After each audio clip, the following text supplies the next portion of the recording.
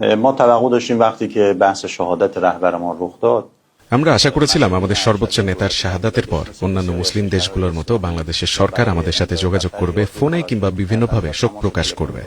এমনকি আমাদের শিক্ষার্থী, সামরিক কর্মকর্তাদের যারা নিহত হয়েছে তাদের স্মরণ আমরা দূতাবাসে শোক বইয়ে রেখেছিলাম, তাতে স্বাক্ষর করবে এবং আমেরিকার হামলার নিন্দা জানাবে। কিন্তু শুধু বাংলাদেশের জামায়াতের আমির আমাকে ফোন করেছে এবং হামলার নিন্দা জানিয়েছে, আমাদের সহানুভূতি জানিয়েছেন এবং এর বাইরে কেউ আমাদের সাথে যোগাযোগ করেনি। বন্ধু রাষ্ট্র হিসেবে বাংলাদেশের কাছে আমরা এটা প্রত্যাশা করি।